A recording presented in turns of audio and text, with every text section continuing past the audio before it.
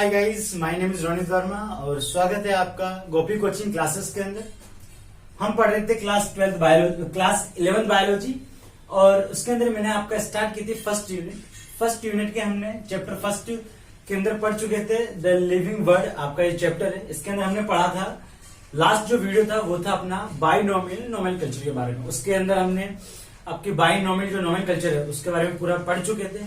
आज का जो वीडियो होगा ये वीडियो का अपना ट्राई नोमेनक्लेचर के बारे में, और इस वीडियो के अंदर हम पढ़ेंगे क्लासिफिकेशन की जरूरत क्यों पड़ी, क्या क्या ऐसे उद्देश्य हैं, क्या क्या ऐसे कार्य हैं जिनके द्वारा क्लासिफिकेशन हमको बहुत जरूरी होता है। यानी क्लासिफिकेशन के द्वारा ऐसे कौन कौन से अपन कार्य कर सकते हैं जो होने बहुत जरूरी है बायोलॉजी के अंदर, उनके बारे में आज अपन चर्चा करेंगे। तो सबसे पहले तो मैं स्टार्ट करता हूं आपकी ट्राइनोमियल नोमेनक्लेचर के बारे में। तो सबसे पहले बात कर ली जाए जो हमने पिछला वीडियो पढ़ा था। भाई अपन ने क्या पढ़ा था? अपन ने पढ़ा था कि सबसे ज्यादा जो इस सजीवों के जो नाम दिए गए हैं वो कौन सी पद्धति के अनुसार दिए गए? वो दिए गए हैं बाइनोमियल नोमेनक्लेचर के द्वारा, और उसके रूल्स रेगुलेशन अपन पढ़ चुके थे। आज का जो वीडियो है अपन पढ़ेंगे ट्राइनोमियल नोमेनक्लेचर। तो सबसे पहले बात की जाए कि जब भैया बाइनोमियल नोमेनक्लेचर इतनी अच्छी विधि आ चुकी थी, उसके बाद इसकी जरूरत क्यों पड़ी? क्यों लेमार्क भाई साहब ने ये एक नई सिस्टम को या नई जो पद्धति है उसको लाया?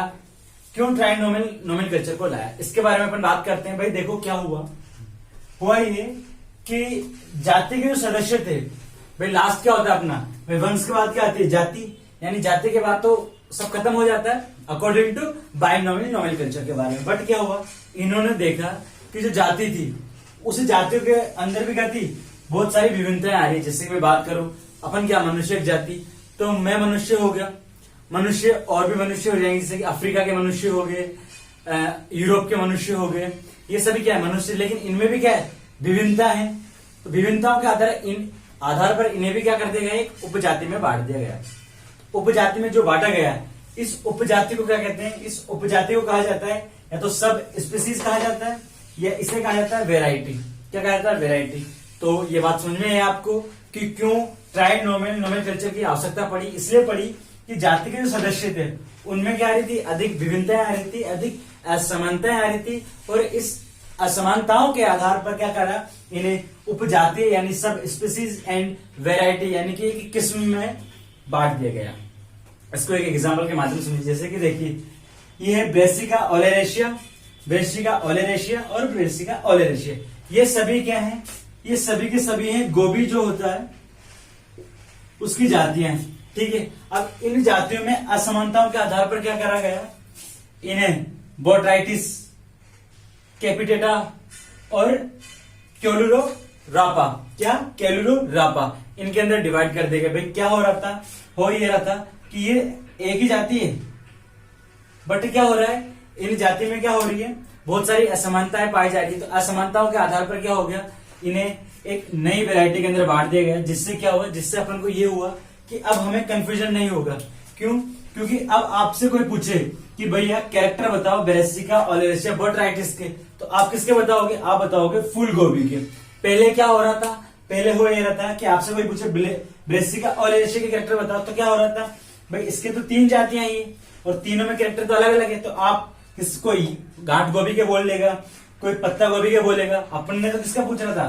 फूल गोभी का पूछ रहा था। आपने किसका बताया? आपने बताया पत्ता गोभी और गांठ गोभी का। तो इस प्रकार का जो कंफ्यूजन था इसे समाप्त करने के लिए क्या किया गया? एक नई सब स्पीसीज या वेराइटी को लाया गया, जिसके अंदर क्या था? ट्राइनोमियल नोमेनक्लेचर के अंदर ये चीजें इंक्लूड की गई। और इसे किसने दिया था? लेमार्क ने। ठीक है। तो इस प्रकार से इसका उद्देश्य क्या हुआ? ट्राइनोमियल नोमेनक्लेचर का लाने का उद्देश्य क्या हुआ? उद्देश्य ये हुआ कि जो भी जाति के जो सदस्यों में जो असमानताएं आ रही थी या जो विभिन्नताएं आ रही थी, इन विभिन्नताओं के आधार पर इन्हें सब स्पीसीज में और वैरायटी में बांट दिया गया। जिससे अपन को किसी भी जो ऑर्गेनिज्म है या किसी भी जो सजीव है या किसी भी जो पेड़ पौधा है उसका विवरण देने में किसी प्रकार का कोई कंफ्यूजन ना हो, किसी प्रकार की कोई गलत इंफॉर्मेशन अपन ना दे सके। ठीक है। तो चलिए अब बात करते हैं ट्राइनोमियल नोमेनक्लेचर के बारे में। देखो क्या ऐसी पद्धति होती है जिसके अंदर क्या करते हैं अपन? किसी एक जीव का नामकरण 3 अक्षरों में 3 शब्दों में करते हैं। ठीक है। अब 3 शब्द कौन कौन से होंगे? तो इसके जो 3 शब्द होते हैं, ये होता है एक तो जेनरिक नेम, और दूसरा होता है स्पेसिफिक एपिथेट, यानी कि दो तो बाइनोमियल की तरह ही है, बट इसमें क्या हुआ, तीसरा कौन सा ऐड हुआ, इसके अंदर तीसरा ऐड हुआ अपना सब स्पेसिफिक नेम, यानी कि नेम ऑफ वेराइटी। ठीक है, इस प्रकार से तीन नाम होने के कारण इससे क्या कहा जाता है, तीन नाम में किसी सजीव का अपन वैज्ञानिक नाम दें, इस आधार पर इसे ट्राइनोमियल नोमेनकल्चर कहा जाता है। ठीक है, अब एक और एग्जांपल मैं आपको बताऊं, एक और एग्जांपल जैसे कि देखिए एस्केरिस ल्यूम्ब्रिकोइडिस जो होता है, इसमें भी क्या होता है, इसकी जाति में भी बहुत सारी विभिन्नताएं पाई जाती है, असमानताएं पाई जाती है। तो इनमें क्या हुआ, इन्हें भी क्या कर दिया गया, वैरायटी के अंदर बांट दिया गया। जैसे कि एक वैरायटी ली है मैंने यहाँ पर एस्केरिस लुम्ब्रिकोइडस ह्यूमेनेंसिस, ये क्या है, सामान्य जो गोलकर्मी होता है, सामान्य जो गोलकर्मी है, ये उसका वैज्ञानिक नाम है। ठीक है, ऐसे बात करें होमोसेपियंस सेपियंस, यानी कि जो आधुनिक जो मानव है, आधुनिक जो मानव है, उस मानव का वैज्ञानिक नाम क्या हो गया, होमोसेपियंस सेपियंस। क्यों, क्योंकि मानव के अंदर भी क्या, मानव की जो विभिन्न जातियां हैं, इनके अंदर भी क्या पाई जाती है, बहुत सारी असमानताएं पाई जाती है, बहुत सारी विभिन्नताएं पाई जाती है। इस आधार पर इन्हें क्या कर दिया गया, एक नई जो है, नया जो वर्ड कह सकते हैं अपन, ये नई सब स्पेसिफिक या वेराइटी के अंदर बांट दिया गया। तो इस प्रकार से ये उद्देश्य था ट्राइनोमियल नोमेनकल्चर के लाने का। तो अपन ने क्या पढ़ चुके हैं, अपन पढ़ चुके हैं ट्राइनोमियल नोमेनकल्चर के बारे में अपन पढ़ चुके हैं। इसके अंदर तीन नाम देते हैं अपन, generic name, specific name, epithet name, अपन पढ़ चुके हैं। इसमें क्यों जरूरत पड़ी और एग्जाम्पल भी अपने देख चुके हैं, Brassica oleracea botrytis, Brassica oleracea capitata and Brassica oleracea caulorapa. क्या, कैलुरोरापा, ये तीनों हैं, इसके एग्जाम्पल्स हो गए। तो अब अपन जो अपना टॉपिक होगा, ये बात करेंगे क्लासिफिकेशन के बारे में एंड क्लासिफिकेशन की नीड के बारे में। तो चलिए बात करते हैं अपन वर्गीकरण क्या होता है या क्लासिफिकेशन क्या होता है। तो मैं आपको अगर आसान भाषा में समझाऊं क्लासिफिकेशन क्या होता है, क्लासिफिकेशन ये होता है कि कोई भी जीव है या कोई भी सजीव है, जो भी सजीव है, उस सजीव को उसके लक्षणों में समानताओं या असमानताओं के आधार पर किसी ग्रुप में या फिर किसी समूह के अंदर बांट देना, ये चीज क्या है, ये चीज कहलाता है वर्गीकरण। जैसे कि बात करें हम मनुष्य को अपने कैरेक्टर्स के आधार पर, अपने लक्षणों के आधार पर क्या कर दिया गया, एक ग्रुप में बांट दिया गया है। जिसे अपन क्या कहते हैं, ममेलिया या स्तनधारी कहते हैं। ये क्या है, क्लासिफिकेशन है। ठीक है, तो आसान भाषा में क्या समझे कि कोई भी सजीव है या कोई भी जीव है, उस जीव को उसमें पाए जाने वाले जो लक्षण है, उनमें समानताओं के आधार पर या असमानताओं के आधार पर क्या कर दिया जाए, किसी ग्रुप में बांट दिया जाए या किसी उप समूह में बांट दिया जाए। ये चीज क्या कहलाएगी, क्लासिफिकेशन कहलाएगी, वर्गीकरण कहलाएगी। ठीक है, चलिए बात करते हैं इसकी डेफिनेशन की। भाई कोई भी जीवधारी जिसके अंदर जीव है, यानी कि जो जीव धारण करता है, तो कोई भी जो जीवधारी है, उस जीवधारी में पाए जाने वाले जो लक्षण होते हैं, इन लक्षणों में पाई जाने वाली असमानताएं, समानताएं या जिन्हें हम क्या कहते हैं विभिन्नताएं, यानी उन लक्षणों में पाई जाने वाली समानता, असमानताएं, विभिन्नताएं, जिनके आधार पर उसे समूह या उपसमूह की जातीय वृत्ति श्रेणी यानी कि फाइलोजेनेटिक सीरीज में व्यवस्थित कर दिया जाता है, वही क्या कहलाती है, क्लासिफिकेशन कहलाता है। अब जातीय वृत्ति श्रेणी मतलब, जातीय वृत्ति श्रेणी का मतलब ये होता है कि जिसे अपन क्या करते हैं, संघ में बांट दें, किंगडम वगैरह के अंदर बांट दें। ये अपने आगे है, आपके अगला जो टॉपिक आएगा इसी के बारे में होगा। जातीय वृत्ति जो श्रेणी होगा, जिसे अपन टैक्सोनॉमी के संवर्ग के नाम से जानते हैं, उसके अंदर आएगा, यानी फाइलोजेनेटिक सीरीज। ये आपके आगे वाले टॉपिक में। तो अपन क्या समझे इससे अभी, तो कि भाई कोई भी जो जीवधारी होता है, उसमें पाए जाने वाले जो लक्षण होते हैं, इनमें पाई जाने वाली समानताएं या विभिन्नताओं के आधार पर इसे समूह या उप समूहों की जातीय वृत्ति जो श्रेणी होती है, यानी फाइलोजेनेटिक सीरीज, यानी कि जिनमें अपन लक्षणों को में बांटा जाता है किसी जीव को, उस सीरीज को क्या कहा जाता है, उस सीरीज की जो व्यवस्था होती है, उससे कहा जाता है क्लासिफिकेशन। ठीक है, क्या कहा जाता है, क्लासिफिकेशन। ये नॉर्मल परिभाषा भी आप ध्यान रखो, या जिसे समझने के जो तौर पर है, जिससे आप मतलब समझ स्पष्ट कर पाओ कि कोई भी जीवधारी है, उसको लक्ष्य, उसमें पाए जाने वाले लक्षणों में समानताएं या विभिन्नताओं के आधार पर उसे समूह में या उपसमूह में बांट दिया जाए। ठीक है, तो उसे भी क्या कहते हैं अपन, उसे भी कहते हैं अपन क्लासिफिकेशन या वर्गीकरण कहा जाता है। चलिए अब बात करें अपन सबसे पहले तो भैया हमें क्लासिफिकेशन की जरूरत क्यों है, क्यों मुझे आपको इस दुनिया में जितने भी जो प्रत्येक जो व्यक्ति है उसे क्लासिफिकेशन क्यों पढ़ना चाहिए, क्या जरूरत आन पड़ी थी इस प्रकार के क्लासिफिकेशन को बनाने की। ठीक है, तो इसी का उत्तर अपन जानेंगे कि भाई देखो भाई, अगर मैं बात करूं प्रत्येक वर्ष या एवरी ईयर, हर साल कम से कम सैकड़ों जो है सजीवों की अपन को खोज होती है, तरह तरह के नए नए विभिन्न प्रकार के अपन को जीव पता चलते हैं। ठीक है, तो अब इन जीवों का क्या हुआ, इन जीवों का अध्ययन करने के लिए अपन को क्या चाहिए, एक क्लासिफिकेशन चाहिए। अब ऐसा तो है नहीं कि अपन क्या करेंगे कि सारे जीवों को लेके बैठ जाएंगे, इसके बारे में रिसर्च करो, उसके बारे में जानो, उसके बारे में। तो अपन को क्या चाहिए, अपन को एक ऐसी प्रणाली चाहिए जिसमें अपन सिर्फ एक या दो जीवों के बारे में अध्ययन करें और अपन को क्या पता चल जाए, अपन को पता चल जाए उस ग्रुप में जितने भी सजीव हैं, जितने भी सारे क्या हैं ऑर्गेनिज्म प्रेजेंट है उस ग्रुप के अंदर, उन सभी की अपन को जानकारी आ जाए, ताकि अपन को क्या करे, इतना नहीं पढ़ना पड़े। वरना तो अपना ये जीवन सिर्फ क्या करेगा, उस पर्टिकुलर एक जीव की बहुत सारी जातियों के अध्ययन में ही निकल जाएगा। तो वर्गीकरण की आवश्यकता क्यों पड़ती है, इसलिए वर्गीकरण की आवश्यकता पड़ती है कि अपन एक तो आसानी से और बहुत ही कम समय में क्या कर सके, किसी भी जीव के बारे में उसका विवरण प्राप्त कर सकें, उसकी जानकारी प्राप्त कर सकें। चलिए बात करते हैं, कुछ टॉपिक्स लिए मैंने आपके यहाँ पर।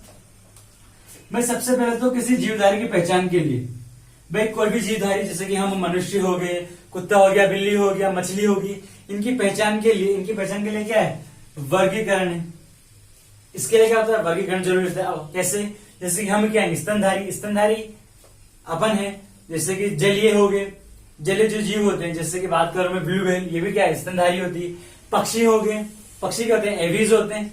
ठीक है, तो इस प्रकार के क्या करते हैं, जीवधारियों की पहचान के लिए क्या क्या जरूरी है, क्लासिफिकेशन। क्योंकि क्लासिफिकेशन में जो लक्षण है, उड़ने के आधार पर पक्षियों को एवीज में रखा गया है। हम स्तनधारियों को जो है धरती पर, या जो अपने जो धरती है उस पर, या स्तन धारण करने के आधार पर कहां पर रखा गया है, ये रखा गया है स्तनधारी या ममेलिया ग्रुप में। ठीक है, और जैसे कि बात करें पिसीज जो होगी, पिसीज मछलियां जो है, इनमें जल के आधार पर कहां रखा गया है, पिसीज वर्ग में रखा गया। तो ऐसे बहुत सारे लक्षण होते हैं जिससे अपन जीवधारी की पहचान कर सकते हैं। इन जीवधारियों की पहचान के लिए क्या करा गया है, क्लासिफिकेशन बहुत जरूरी होता है। अब देखिए, अब क्या होता है, देखो सेकंड में रीजन लेता हूं वापस भाई, कि भाई क्या होता है, क्लासिफिकेशन में ऐसा किया जाता है कि एक ही जो लक्षण वाले जो जीव होते हैं उन्हें एक ग्रुप में डाल दिया जाता है। अब एक ग्रुप में बहुत सारे जीव, जैसे कि मैं बात करूं, ये कोई ग्रुप हो गया, इसके अंदर लगभग 500 जीव है। कितने हैं, 500 जीव है। अब 500 जीवों के अब सभी के क्या है, लगभग कैरेक्टर समान है, यानी कि गुण समान है। तो आप क्या 500 के 500 पढ़ोगे क्या, अपन को क्या करना पड़ेगा, एक या दो या तीन एटलीस्ट इतने पढ़ने पड़ेंगे। इससे अपन क्या कर पाएंगे, पूरे के पूरे क्या कर पाएंगे, इन सबकी आपको 500 जो जीव होंगे उन सबकी आपको स्टडी के या उनकी पता चल जाएगा। ठीक है, अगले बात करें अन्य स्थानों, देशों, जीवधारियों के वर्गीकरण। अब देखिए, पृथ्वी पर बहुत सारे ऐसे क्षेत्र हैं जहां पर अपन को जीव प्राप्त होते हैं। हर वर्ष बहुत सारे सैकड़ों जीव अपन को प्राप्त होते हैं। अब ऐसा तो है नहीं कि अपन सारी जगह जाएंगे अध्ययन के लिए। आप खुद एक बायोलॉजी के स्टूडेंट हो, आप क्या हर जगह जाओगे पढ़ने के लिए कि भैया यहाँ इस जीव के बारे में पढ़ना, जैसे कंगारू कहाँ पाए जाते हैं स्पेसिफिक तौर पे, ऑस्ट्रेलिया के अंदर। तो अब आप क्या ऑस्ट्रेलिया जाओगे पढ़ने के बारे में, तो इस चीज के लिए क्या करें, यानी कि अन्य स्थानों या देशों में जो जीवधारी होते हैं उनके अध्ययन के लिए भी क्या होता है, वर्गीकरण बहुत जरूरी होता है। ठीक है, अगला पॉइंट अपना आता है जीवाश्म के अध्ययन के लिए। भाई जीवाश्म क्या होते हैं, कोई भी फॉसिल, जैसे कि आज पेड़ पौधे दब चुके हैं, तो अब लाखों वर्षों के समय के पश्चात क्या होते हैं कि सिर्फ अंश मिलते हैं, यानी कि कुछ एक ऐसा पार्ट मिलता है जो भूमि के अंदर क्या मिलता है, दबा हुआ। जैसे कि मनुष्य की बात करें तो मनुष्य का कंकाल तंत्र हो गया, आज मिलेगा। ऐसे मैं कोई एग्जांपल दूं आपको, जैसे कि डायनासोर थे, अब डायनासोर के निकल रहे ना कंकाल तंत्र, आज उनकी जो कंकाल वगैरह हैं ये आज भी हमें भूमि के अंदर क्या दबे हुए मिलते हैं। तो अब उनका अध्ययन कैसे करें, उनके अध्ययन के लिए अपन को एक निश्चित प्रणाली चाहिए, एक निश्चित वर्गीकरण चाहिए। तो ये सब किसके अंदर मिलेगा अपन को, क्लासिफिकेशन के अंदर। क्योंकि क्लासिफिकेशन में क्या करा गया, इनमें पाई जाने वाली जो समानताएं होती है, जैसे कि बात करें इसके कंकाल में जो बोन्स पाई जाती है, उन बोन्स के कौन कौन से लक्षण हैं, उन बोन्स के किस प्रकार के उनके अंदर कैरेक्टर है, ठीक है, किस प्रकार के उनके अंदर बनावट है। ठीक है, इस आधार पर उसे एक वर्गीकरण दिया जाता है, जिसके अंदर उसे क्या करा जाता है, उसकी तुलना करी जाती है आज के जीवों से। ठीक है, तो इस प्रकार से फिर उसे उस ग्रुप में रख दिया जाता है। इस प्रकार क्या होता है, जीवाश्मों के अध्ययन के लिए वर्गीकरण की एक निश्चित प्रणाली की आवश्यकता होती है। यानी कि अगर बात करें जीवाश्मों के अध्ययन के लिए भी अपन को क्या चाहिए, क्लासिफिकेशन चाहिए। ठीक है, अब बात करें उद्विकासीय मार्ग बनाने में सहायता करती है वर्गीकरण। कैसे, उद्विकासीय मार्ग से क्या होता है, इसे कहते हैं एवोल्यूटरी पाथ। कैसे, देखिए भाई, जैसे कि सबसे पहले जल आए, जल के अंदर जीव थे, जल से फिर धरती पे आए, धरती से फिर एविज वगैरह हुए। मतलब कि क्या हुआ, एक क्रमवार चल रहा है ना सारा सिस्टम। क्रमवार कैसे कि सबसे पहले जो जीव विकास हुआ था, जैसे कि मैं बात करूं, जैसे कि सबसे पहले आए अपने पास बैक्टीरिया आए, फिर बैक्टीरिया से थैलस आया, फिर ब्रायोफाइटा आया। इस प्रकार से क्या हुआ, जीवों का विकास चलता गया, उद्विकास चलता गया। ठीक है, तो इसके लिए भी क्या होता है, वर्गीकरण जरूरी होता है। ठीक है, क्योंकि बैक्टीरिया को एक अलग वर्ग में डिवाइड किया जाता है, फिर पेड़ पौधे हो गए, उनका एक अलग वर्ग होता है। इस प्रकार से अपने स्टडी करनी पड़े उस चीज के लिए क्या जरूरी होता है, क्लासिफिकेशन। ठीक है, यानी उद्विकासीय मार्ग को बनाने में भी क्या सहायता करते हैं, उद्विकासीय मार्ग को बनाने में भी सहायता करते हैं क्लासिफिकेशन।